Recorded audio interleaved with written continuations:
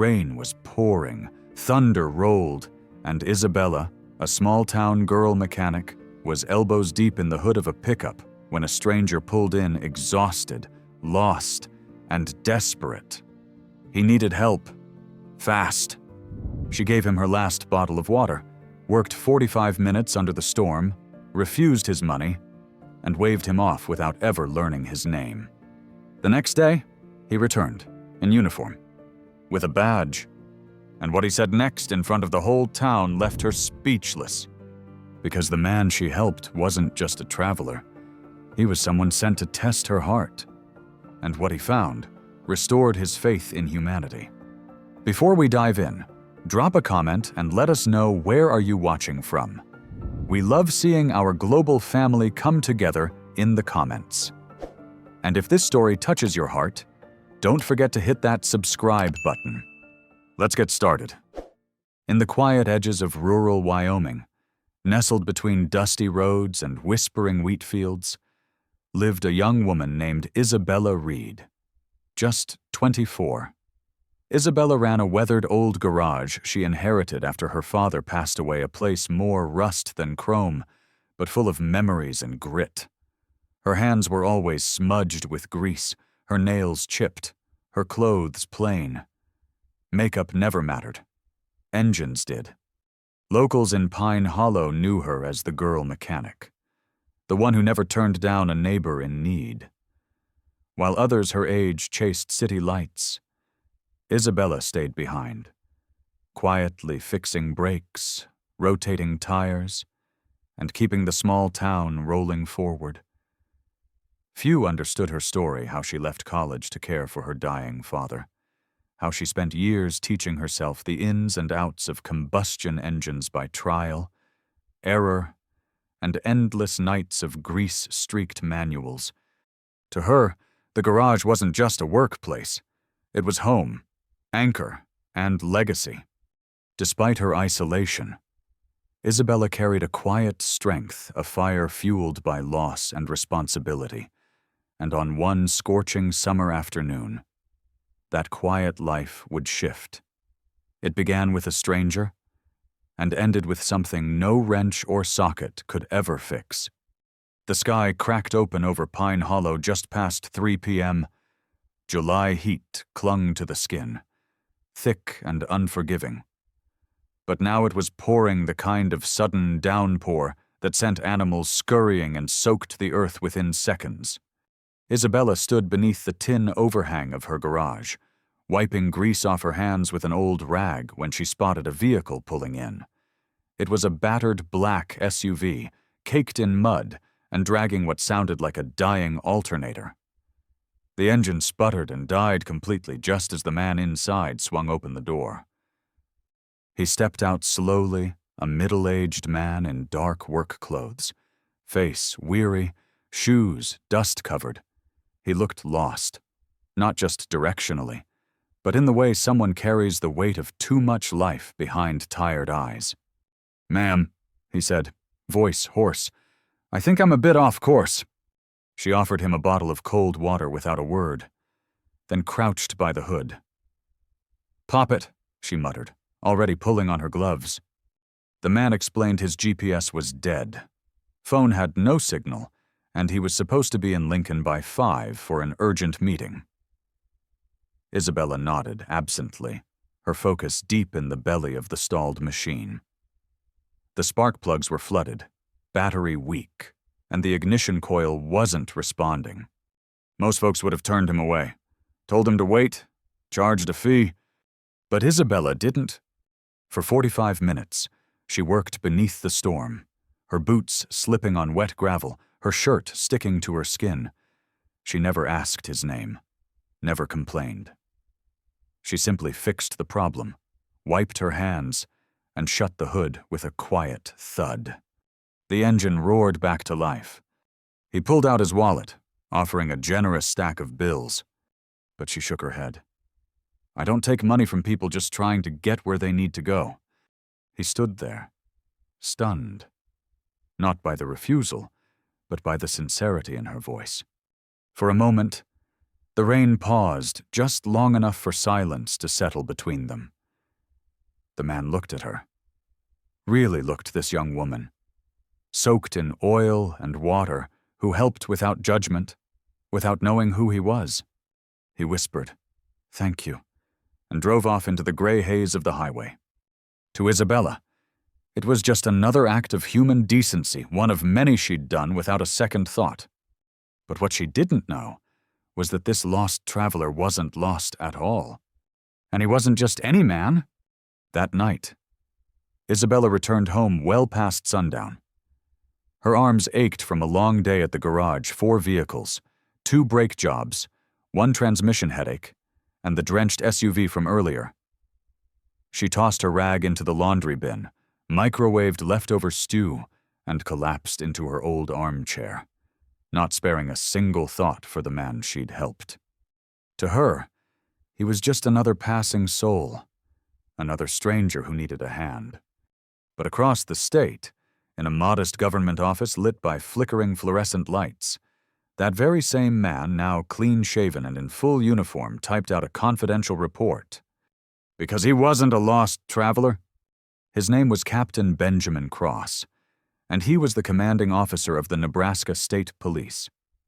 For the past month, he had been traveling across rural areas, undercover, no badges, no authority assessing how local residents responded to strangers in need.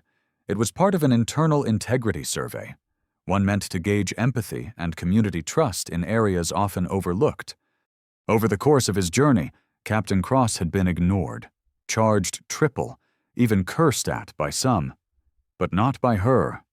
Isabella Reed, the girl mechanic with oil-stained hands and a heart full of grace, had seen none of his rank and treated him better than most ever had, even in uniform.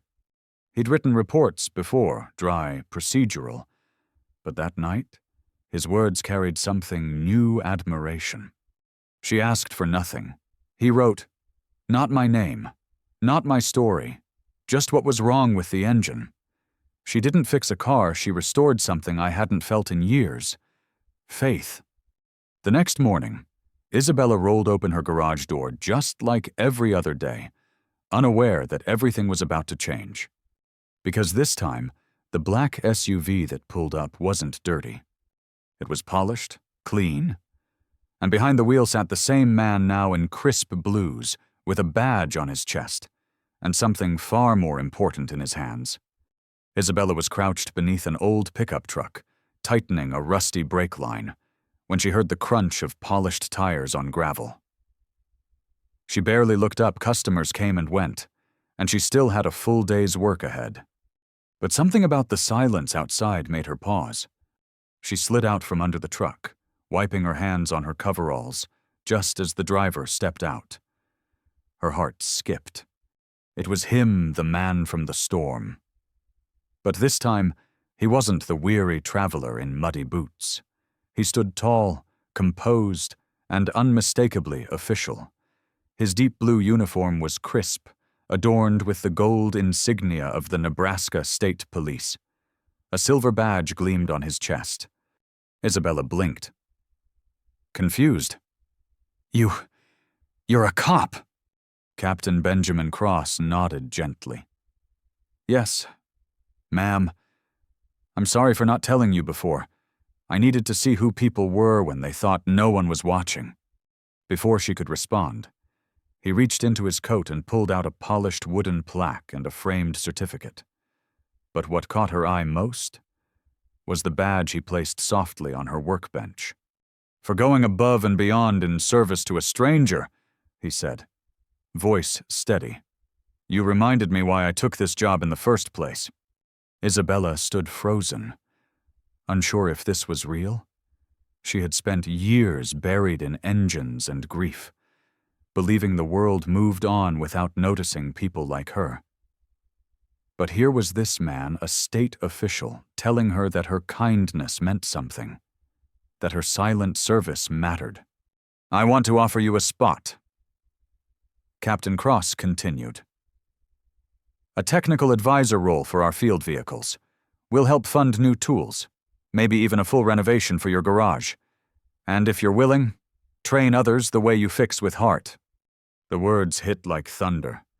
Isabella looked down at her hands, still rough, still marked with oil, and realized they'd done more than just fix engines. Somehow, in the quiet of her everyday life, she had become something more. She didn't know what to say. So instead, she simply whispered, "Thank you." But deep inside, a new thought had begun to spark. Maybe she was never just a mechanic. Maybe she had been building something far greater all along. Word travels fast in towns like Pine Hollow, especially when the story involves a badge, a girl mechanic, and a moment of raw humanity. Within days of Captain Cross's visit, the tale of Isabella Reed spread like wildfire. The local newspaper ran a front-page story titled, "The Girl Who Fixed More Than Just a Car."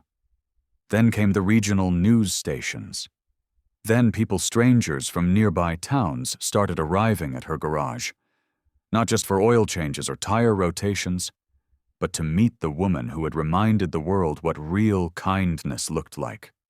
Isabella didn't chase the spotlight.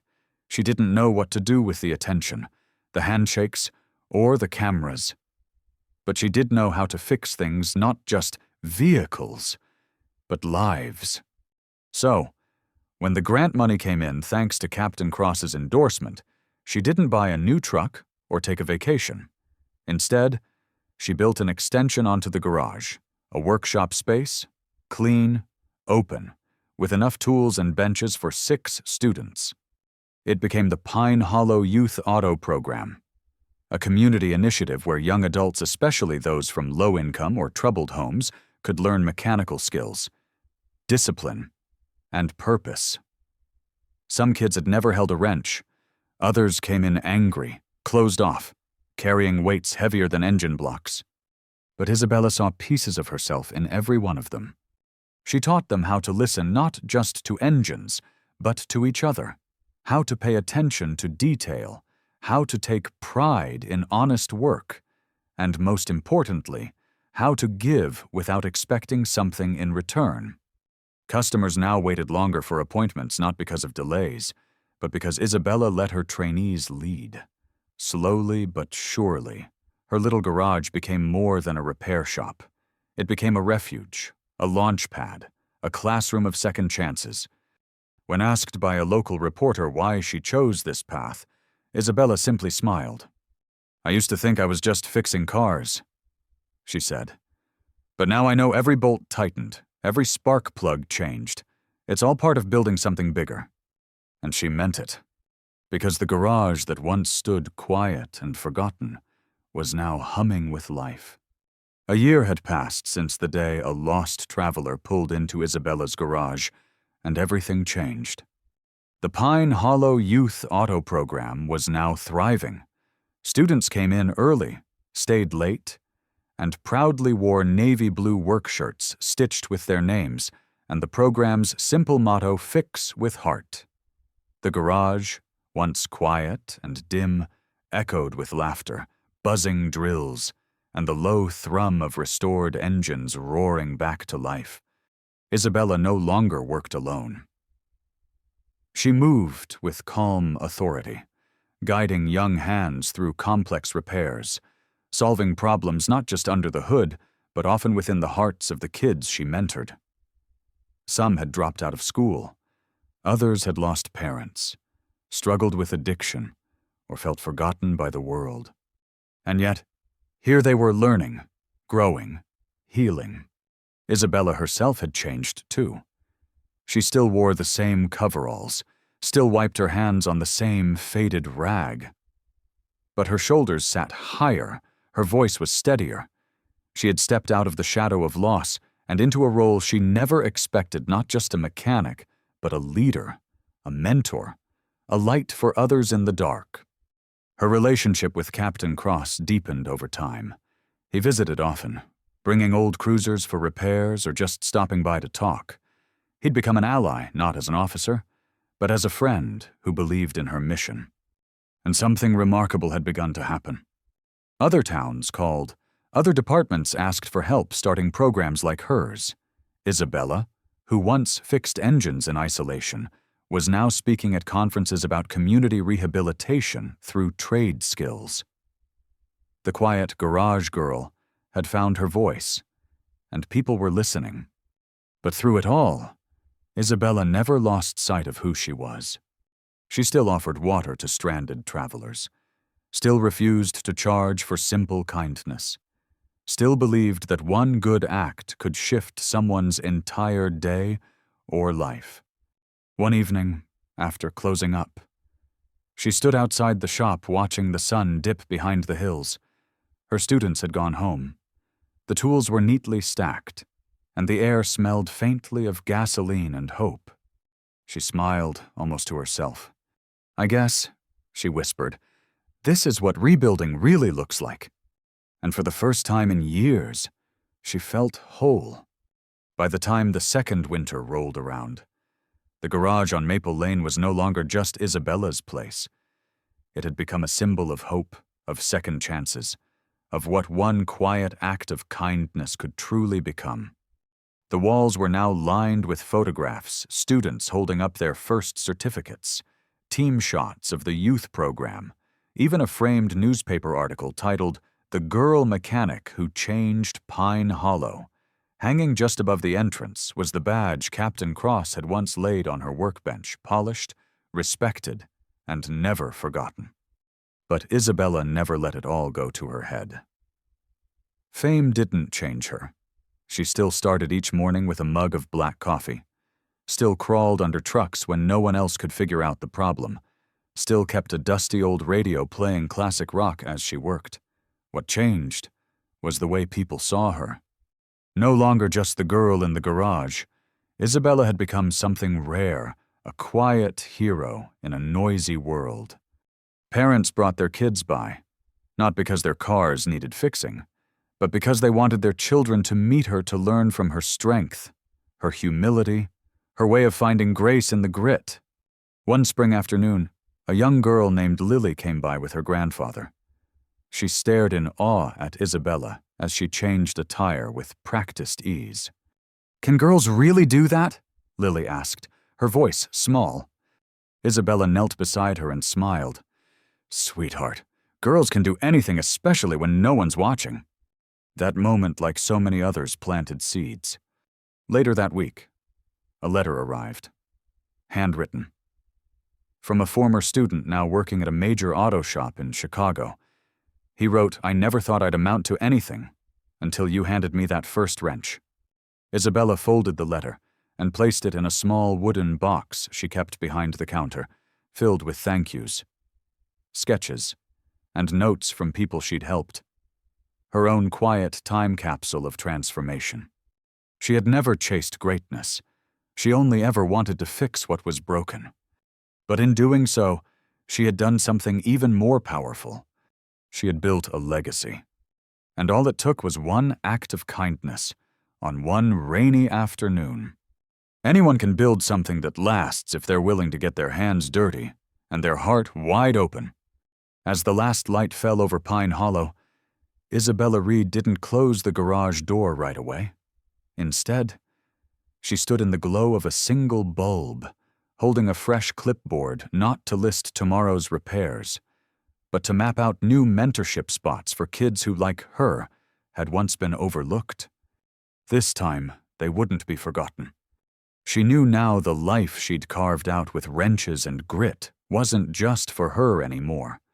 It belonged to every quiet soul who'd been underestimated, every teen told they'd never matter, and every girl who'd been told fixing engines wasn't a woman's job. The mechanic who once worked in silence had become the voice that would lift others up. Because for Isabella, and for those walking into her garage with nothing but hope, the tools were never just about machines. They were the beginning of something far greater. The end. Up next, 2 more true stories that'll restore your faith in humanity. Click now to keep watching, and don't forget to hit subscribe if you believe kindness is worth building on.